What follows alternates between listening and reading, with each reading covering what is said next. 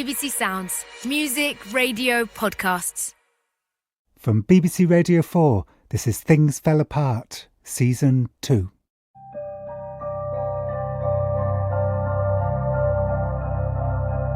In 1919, as the Spanish flu coursed through a world still broken by the Great War, Yeats wrote his poem, The Second Coming. Things fall apart, the centre cannot hold. The best lack all conviction, while the worst are full of passionate intensity. 100 years later, and we were hit by our own pandemic, forcing us into lockdown. Suddenly, politicians were curtailing our freedoms in ways that most of us had never known. And so a new culture war erupted between safety and freedom, those who trusted science and those suspicious of government control. This story is about a young man who didn't trust authority, and because of it became embroiled in one of lockdown's most bizarre and shocking incidents. Tonight, our Target 8 investigators zero in on the timeline of terror. Across the state of shock. It's just unimaginable. It's a shocking story, but the details of that story are even worse than that. They are beyond belief.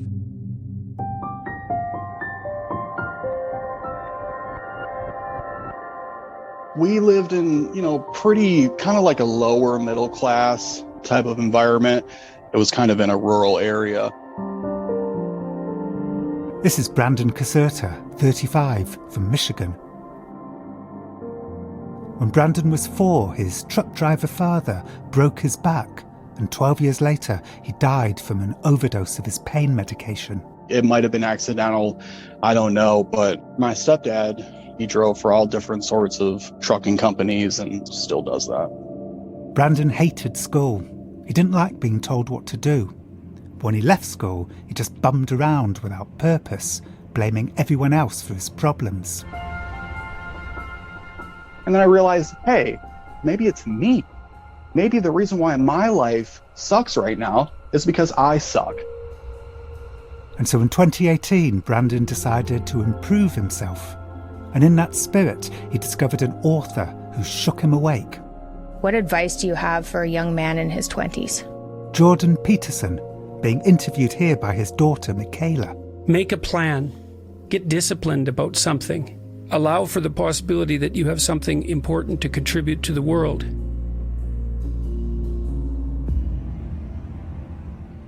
So were you being too schlubby back then, getting stoned and keeping things untidy, and that was leading to lack of self-respect? Yeah, I kind of feel like I was a weak coward. A specific dynamic in my life that he helped me with was self-love and strength. Strength and courage to, as he would say, fight the dragon. After reading Jordan Peterson's 12 Rules for Life, Brandon got a job as a machinist, making pistons that went into steering columns for Ford trucks. That was the best my life has ever been. I decided to kind of get back into the dating game, and start talking to some ladies, and that was going good. And after I read 12 Rules for Life, I started reading a lot more. He read anarchist and libertarian philosophy books. His suspicions about the elites simmered for a while without shape. Until... Let's go to March 2020 when suddenly there's talk of these cruise ships and everybody on the cruise ship has got sick and there's these care homes and everyone's dying in these care homes. Did you feel we got to stay home until we can figure out what's going on here? I was immediately suspicious from the beginning. I knew that something was going on when I went to Walmart and they had taped up the gardening area and you couldn't buy seeds. And it was springtime. And I'm like, wow, man, this is absolutely ridiculous. Stay at home is what you need to know. The coronavirus does top our news this noon. The governor's essentially telling everybody who isn't an essential employee to be home. So Michigan was much more draconian than a lot of other states. This is Matthew Schneider, who until 2021 was the US Attorney for Eastern Michigan. And the way that it was done in Michigan, a lot of people felt that it was strange and arbitrary. For example, the governor passed rules that said you could buy cereal, but you couldn't walk into the other aisle and buy paint supplies. And people felt that I'm forced to be at home. This would be a great opportunity for me to paint my kitchen. And the governor is not allowing me to do that, and it doesn't make sense. And of course, this is at the very beginning of the pandemic, and there's a lot of confusion, but it certainly caused for unrest. Essentially, what I started doing was prepping, buying more storageable food, water filtration systems, because look, I'm not going to sit here and rely on someone else for my safety. So were you worried like the food supplies would collapse and who knows, maybe a starving neighbor would break in and take your supplies? At that point in time, people were so polarized. People were initiating violence against each other for not wearing masks, buying all the toilet paper, and then all the riots, right? Riots everywhere, especially when the George Floyd thing happened. So there was a lot of things that were very concerning to me.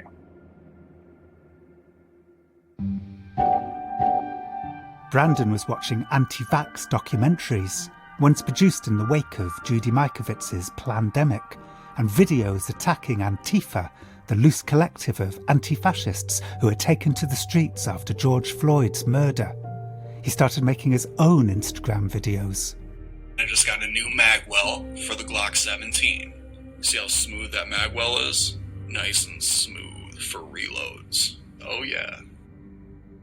In the video, he has a scraggly red beard, those earrings that dramatically stretch a person's earlobes, and a look of pride as he shows off his gun. She's looking pretty, man. She's good. She's good to go now. So presumably you were doing all of this alone, but at some point you decided to try and find like-minded people. Yes, I was in a private Facebook group. So I essentially posted, hey, is anyone down for training? Like, does anyone have property to train on? Like, what's going on? And Joe hit me up and he was like, hey, man, like, I got some property. And that's essentially how I got connected. Joe was the 26-year-old Jon Ronson, the co-founder with his father-in-law of a local militia group, the Wolverine Watchmen. Michigan has dozens of militia groups. Most are considered by law enforcement to be pretty harmless, albeit secretive, gun clubs. But on the other hand, Timothy McVeigh drifted in and out of the Michigan militia shortly before he blew up a federal building in Oklahoma City in 1995, killing 168 people.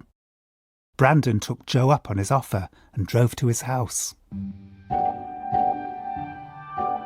It was off one of those old curvy kind of country roads. I got there and there was like quite a lot of people there, probably like 30 people. Dressed in camo and all of that stuff. Yep, so everybody was geared up. Everyone had a rifle. I'm literally just a random guy and I'm showing up in this social dynamic and I don't know anybody. This was June the 28th, 2020. They videoed themselves training, leaping out of cars, shooting and reloading. You'd have your firearm down in the low ready position. Keep moving. And then they'd yell out a command or whatever. Was it fun? Oh yeah, it was so fun. It was really fun. I just wish we could have segued a lot faster between the things that we were doing. So like there'd be like a few minutes of activity and then you'd have to sit around for ages before the next activity happened. Right. Like American football. Yes, exactly. Although according to neighbour Pam Karshnock, who was interviewed 4 months later by the local news channel Wood TV8, the activity actually sounded continuous and not like American football at all. Beautiful country out here, and then all of a sudden, out of the peace and quiet, bam, bam, bam, bam, bam, bam, bam, bam, for hours. It was fun, Brandon says, but also it wasn't fun because it could feel like he was the only one taking things seriously. No one's talking about anything with substance. None of these guys have food stored. They're not philosophically armed. But there was an exception. 35-year-old Big Dan Chappell. He had spent 5 years in the army. including 15 months in Iraq. He had seen combat, and it showed. You could immediately tell that Dan Chappell is the leader of this group, whether it's official or not. And I thought, okay, I could learn something from Dan Chappell. So Brandon cultivated a relationship with Dan, which paid off when Dan announced that he had access to a training camp in Wisconsin with better facilities, and he had the travel covered. So I'm like, okay, cool. Dan Chappell drove all of us to Wisconsin. They had hanging steel targets. So I'm like, dude, heck yeah, like, let's go. Brandon loved the new training camp, despite there being aspects of the layout that sound quite hazardous to me. So at the front is where everyone's shooting. And then behind that is where all the kids were at and barbecue and stuff. They had like a birthday party there. They had a pool. They were playing in the pool. Still, no one got shot. And at 2 a.m, the men all checked into a hotel together. All of us slept in one room. I literally didn't sleep a wink. I was bummed, man. I didn't sleep at all. Because you had to share a room with a whole load of men. Right, and then they were snoring and stuff. But Brandon did make a friend that night. Barry Croft, who always wore a tricorn hat like a soldier from the Revolutionary War. So tell me, who is Barry? What do you do? Well, I'm a gentleman from Delaware, single father of 3 daughters, drive truck locally. Here's Barry Croft being interviewed that same month, July 2020, on a YouTube channel for libertarians hosted by Bradley Bennett. Basically just your everyday Joe, only I wear a tricorn hat because I feel like we've forgotten our past and our history. But Barry was less polite, Brandon says, in informal settings, like after firearms practice. He was like a cartoon character to me. He just would say the most offensive, vile stuff. Who was he being vile about? I mean, just talking crazy. And he'd be smoking weed. You know, if like China invaded America, we would talk about riding a crotch rocket, spraying napalm on the enemy. Barry's not going to actually formulate napalm and spray people and light them on fire. He's never going to do that. He's a truck driver. Was there any race talk? Were people saying racist things? No, we're not down with white supremacists. I mean, yeah, everyone in the group was white guys, right? But we're kind of talking about a militia. That's just kind of the style, I guess. It's not like black people aren't allowed. Brandon trained with the others once a month that summer, and they talked a lot in encrypted group chats. And then it was October the 7th, 2020. Brandon was at work ordering a sandwich for dinner. The sandwich was called the Spicy Brando. It's a double cheeseburger with bacon, jalapeno, onion, and avocado. So was it called Spicy Brando because your name's Brandon? Was it named after you? Oh, yeah, it was me because I was like the only guy who thought of it, I guess. All right, so you ordered your namesake sandwich. Then what happened? My supervisor came up to me and he was like, hey, the plant manager wants to talk to you. So I leave my machine, and some of the rooms there, they have automatic lights. So I walk in this room and the light doesn't turn on. And I realize something's kind of suspicious. And I stop. And like a split second out of nowhere, the lights flicked on and 15 guys just straight up tackled me down to the ground. And, stop resisting. Put your hands behind your back. Stop resisting. This is what you'd been training for all of these months. And then when it happens, you blew it. Yeah, they just grabbed me, dude. And I didn't even do anything. You're thinking, oh, like all that time in Joe's garden was like wasted. Yeah, it's crazy, right? Brandon says he was dragged outside by the men, and that's when he realised that they were FBI. So we got to the station and they say, okay, well, you're being charged with conspiracy to kidnap the governor of Michigan. Breaking news on 7 Action News at 4. Last night, the FBI and Michigan State Police arrested 6 individuals with conspiring to kidnap the governor of Michigan. Governor Whitmer has been the target of protests since last spring over restrictions aimed to stop the spread of COVID. They allegedly wanted to take her to a secret location in Wisconsin for a trial that would end in execution. I'm absolutely stunned. I'm like, say that again? Yeah, conspiring to kidnap the governor of Michigan. And had you been in any conversation where the subject of kidnapping the governor of Michigan had come up? There was totally conversation about arresting politicians. Yeah, so at trainings and stuff, there was people like, dude, they need to be arrested. Mainly Adam, he's like, she needs to be arrested. He was really kind of focused on her for some reason. Adam being Adam Fox, an adherent of the Boogaloo movement. Boogaloo being their word for a new civil war. The men, although not Brandon, sometimes met at Adam's home, which was a room in the basement of a vacuum repair shop where they said terrible things to each other, as did Brandon in their group chats. I said some pretty offensive things. I can tell you exactly what Brandon said, because... What they didn't know, an undercover informant had already infiltrated them. In fact, undercover informants had been recording everything the whole time Brandon was in the group, which is how we know that Brandon told the others, quote, any lawyer that supports a vaccine mandate, decapitate them in their own home. Plus he talked about, quote, wanting Zionist banker blood and buildings that manufacture vaccines, blow them up. I'm not even kidding. We're not talking plans. This is just a conversation. Well, she needs to be held accountable or whatever and blah, blah. This is a hypothetical scenario. This isn't something I'm dead serious about. This is nothing I ever planned. But it's funny, dude. It's funny. It's fun to blow stuff up. It's fun to shoot guns.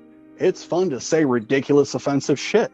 And if it offends you, so what? I don't care about your feelings and how you feel about words. Sorry. So I was in my office, and I remember one of the folks who worked with me coming to tell me that the FBI had developed some evidence that some people were plotting to kidnap Governor Whitmer. Here's Matthew Schneider again, the former US attorney for Eastern Michigan. I did listen to the undercover recordings, and I had mixed reactions. The defendants talked about doing crazy things, like they would go to the governor's house and they would hide outside and they would make animal noises, and then that would cause the governor to come outside. Or they would capture the governor, they would tie balloons to her, and they would float her over Lake Michigan. I mean, that does sound like stoned basement of a vacuum repair store talk. While they were saying these things, they were laughing. And people don't really seriously make a plot to murder someone and joke around about that and laugh. It was ambiguous. From the beginning, law enforcement had been split over when or even if to arrest the men. When does crazy talk tip into actual planning? But then again, some of the talk hadn't sounded crazy. Here's a report from the local news channel, WDIV.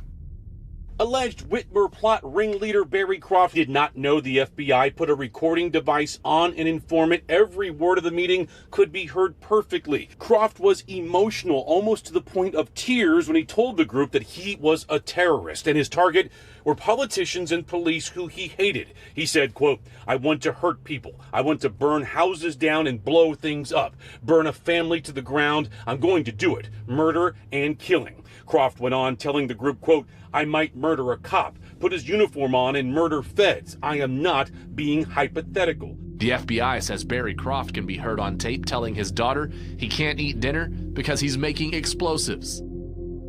Brandon and the other men had said some of the most violent things imaginable. But in the days after their arrests, a narrative began to form, spread by politicians and academics on the left, that seemed to go beyond the facts of the case. It was that they were even more dangerous than they seemed, and in a very specific way, as laid out by Governor Whitmer herself. Just last week, the President of the United States stood before the American people and refused to condemn white supremacists and hate groups like these two Michigan militia groups who are preparing to kidnap and possibly kill me. The people that we charged are affiliated with this Wolverine Watchman group. And here's Michigan's Attorney General, Dana Nessel. But there are multiple white supremacy groups and militia groups that have been acting in accordance with one another. And, ultimately, their mission is what they call the Boogaloo, an uprising or a civil war. Prosecutors were saying that far from being a disorganised collective, Brandon and the others were a coordinated conspiracy of white supremacists intent on kickstarting civil war. Brandon was taken to jail to await trial. For probably 8 months, I was in a pod with all black dudes. And the news reporting was calling you a white supremacist. Right. Absolutely. Were you thinking, I hope they don't see the papers? No, honestly, they thought I was a badass. Dude, I still talk to 4 dudes from there. I talk to my homeboy Day once a week, twice a week. Look, you can even ask them. They said, but you're the realest white boy I know, man.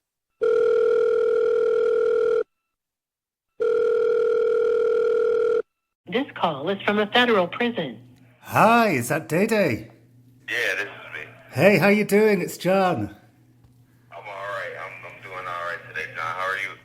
I did want to follow up on Brandon's suggestion that I contact Day for a character reference, because while there are disturbing aspects of Brandon's behaviour, if he isn't motivated by white supremacy, I'm curious as to why there's such a drive to say that he was. Day is currently in a noisy prison, serving 4 years. I was arrested on burglary charges and a drug charge. He says that he and Brandon, who he calls B, bonded over the TV show Ancient Aliens. I'm this is one of my favorite shows, but nobody else in the cell was really interested in it. But me and B always get right up close to the TV, watching it and talking about different theories and some of our ideas about how the world is. And there was no indication of him saying anything racist or believing anything racist? No, never. But he looks a little rough around the edges, but once you talk to him, he's one of the most kind-hearted, sweetest guys ever. Much later, Day says, Brandon did something unexpected. Days later, my girlfriend hit me up some white guy just messaged me on Snapchat. I'm white guy? What are you talking about? She said his name was B. He sent my girlfriend $60 because you know how hard it is to survive in that county. I didn't even ask him for it. He just really did it out the corner of his heart.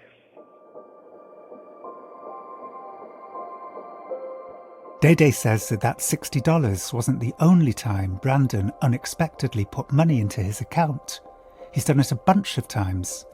Also, it turns out that another of the arrested men, Daniel Harris, had attended a Black Lives Matter protest after George Floyd's murder, not protesting BLM, but in support of them.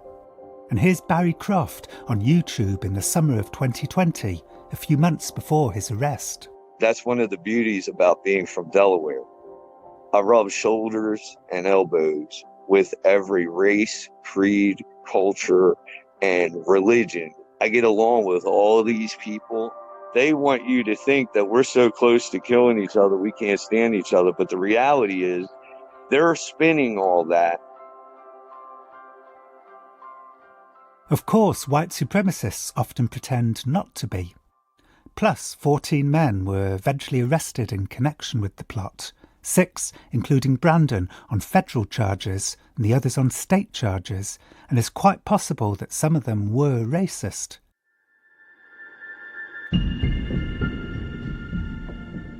I'm going to take you out of Brandon's story for a moment to try and figure out this mystery. Why is it so widely assumed that they were motivated by white supremacy?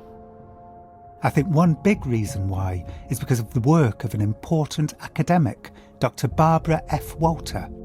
Here she is talking to the New Yorker's David Remnick in 2022. Back in 2017, I was invited to be on a task force run by the U.S. government, and it's called the Political Instability Task Force. This is a CIA effort?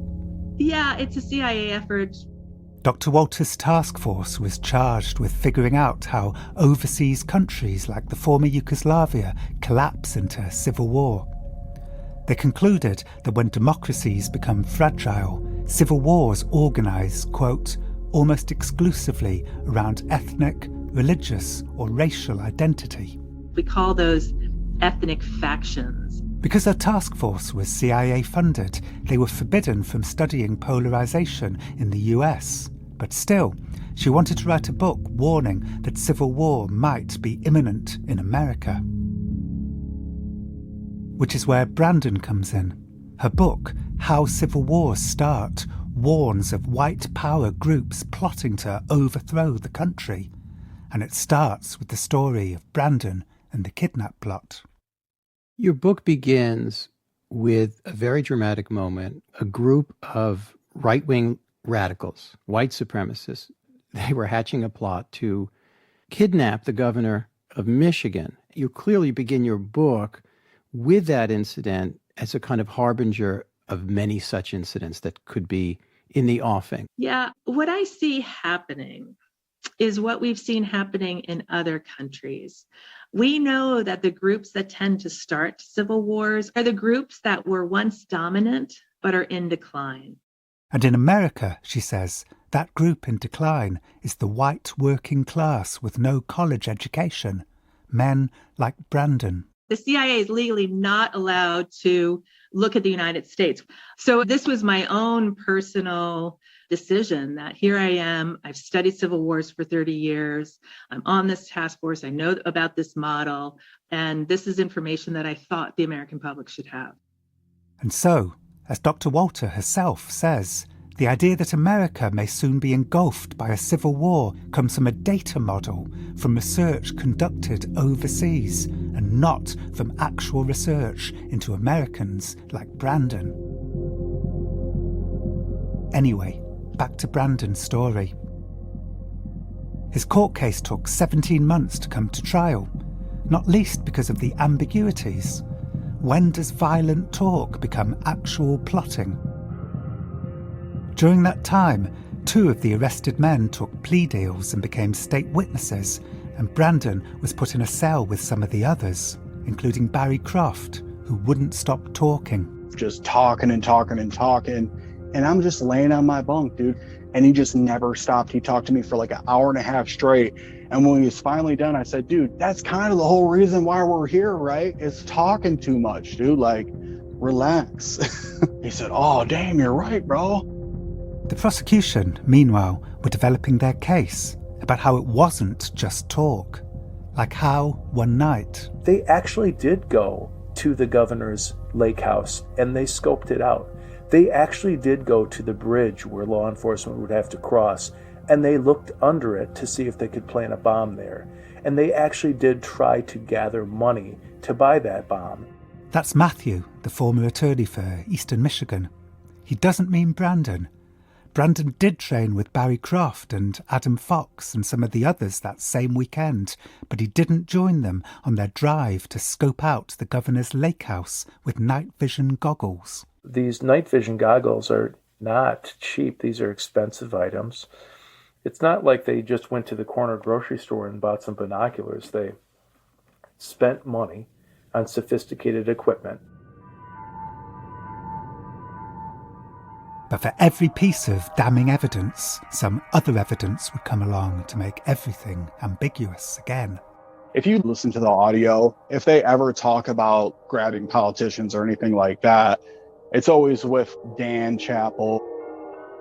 Dan Chappell, the Iraq War veteran who had driven them all to Wisconsin and paid for everything. New details are emerging about the FBI's involvement in this plot. 12 confidential FBI informants, 12, assisted in this investigation. They took leading roles in the scheme. This Iraq War veteran, he was an informant. He became second in command there. And this longtime government informant from Wisconsin actually paid for the hotel rooms and for dinners just to get people to join this alleged plot.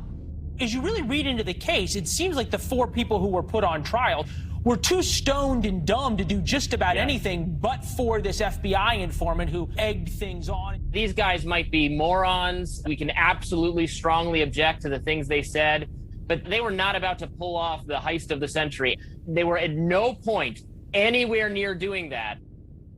Brandon and the others were winning over the right-wing media, like Fox News. But could they win over the jury? The waiting time for the verdict was insane. You're in the cell waiting for other people to choose whether or not you have a life.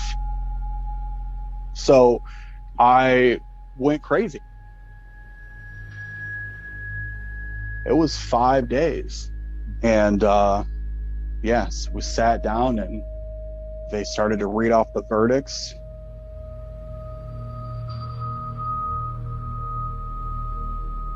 So Adam Fox... They couldn't agree. It was a hung jury. And Barry Croft? Same thing, hung jury. They couldn't agree on him. And then it came to Brandon's verdict. Oh, man, I'm about to cry right now. I almost feel like there was just this gasp in the court. I looked at the jury and just mouthed to them, "I love you." First tonight at 11, the jury has spoken, and it's not what the government wanted to hear. Brandon Concert of Canton and Daniel Harris of Lake Orion both found not guilty. And it's a mistrial for Adam Fox of Grand Rapids and Barry Croft of Delaware after the jury deadlocked. The alleged ringleaders face a new trial. What happened 4 months later, and this time... Unfortunately, they got convicted of all charges. In December 2022, Adam Fox was sentenced to 16 years and Barry Croft to 19 years and 7 months, which means that in the federal cases there were 2 convictions, 2 plea deals and 2 acquittals, a messy conclusion to an ambiguous case, a verdict that didn't fully satisfy anyone. For Brandon, Adam and Barry are not leaders of a dark, secret, conspiratorial organization who plan to kidnap a sitting governor. Adam is a bum who smokes weed in the basement of a vacuum repair shop. You know, really, it's like preying on a mentally disabled person. Whereas for Matthew, the attorney for Eastern Michigan, I believe it was a genuine and a serious plot. I don't think this case was going away. It was only getting worse. I think this was a story of 2 culture wars colliding with each other. The state can't tell us what to do versus there's a white power civil war brewing and we need to stop it. Despite the messiness of the kidnap case, one lesson feels clear. The more we demonise the other side, the more chance that civil war becomes a self-fulfilling prophecy. Next time on Things Fell Apart, the story of how a difficult relationship between a mother and her child that fell apart during lockdown was inflamed by politicians and journalists, powerful culture warriors with vested interests. Some of the people at school decided that her daughter was really a boy and wanted to identify as a boy. So they changed her name, they changed her, quote, pronouns, they did these things without telling the mother.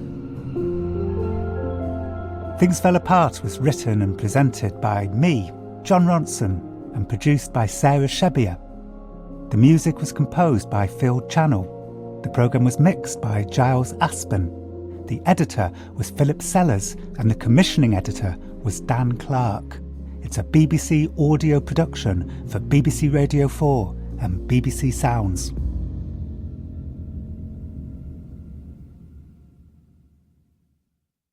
If anyone is an artist in their soul, it's Joni Mitchell. There are some artists that change music forever. The mastery of the guitar, the mastery of voice, the mastery of language. That shape the musical landscape for everyone who comes after. When the dust settles, Joni Mitchell may stand as the most important and influential female recording artist of the late 20th century. Legend is a music biography podcast from BBC Radio 4 that explores the extraordinary lives of musical pioneers. I think people would like me to just be introverted and bleed for them forever.